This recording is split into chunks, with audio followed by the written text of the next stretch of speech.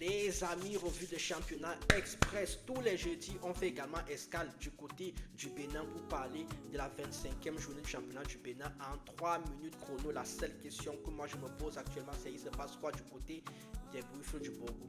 Les Buffles du Borgou ont encore enchaîné sur une 3e défaite de suite. Il n'y a que Dadji qui fait moins bien qu'avec 4 défaites de suite. Mais Dadji, on sait qu'ils sont derniers et qu'ils jouent le maintien. Mais les Buffles du Borgou, je suis assez étonné. Coton FC, une nouvelle journée au bureau, 1-0 face à Asfo, tranquillement. Alors, on va voir ce qui s'est passé du côté du Bénin pour cette magnifique 25e journée. C'est parti.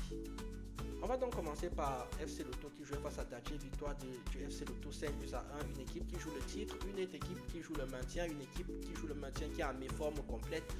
La logique a été respectée, la correction a été affligée 5-1. Audio a battu 1-0 les Buffles du Borgou et comme je disais, 3e match, 3e défaite.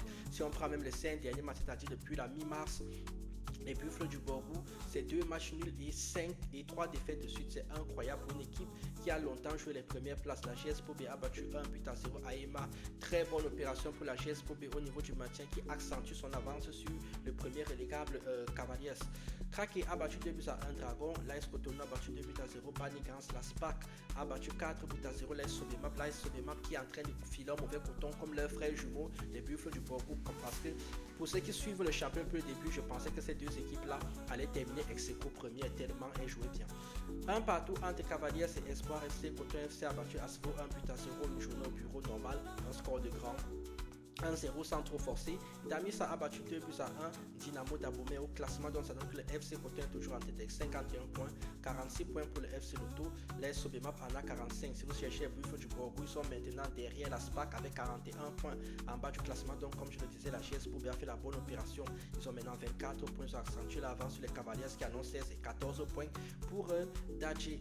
Au niveau donc de la prochaine journée, ce qui va se passer, on aura donc ce week-end l'AS Cotonou face à Krake, l'AS Sobemap face à Audio, Aema face à Asfo, Banigans face à la SPAC, Buffles du Borgou face à Coton FC. En tout cas, ce n'est pas un match pour se relancer pour les Buffles du Borgou qui vont très certainement prendre une correction. Dadji face à Cavaliers, Dragon face à GS Pobé qui doit confirmer la victoire du week-end dernier, Dynamo d'Abomey face au FC Loto, enfin Espoir FC face à Damissa. On aura le temps d'en parler la semaine prochaine tranquillement.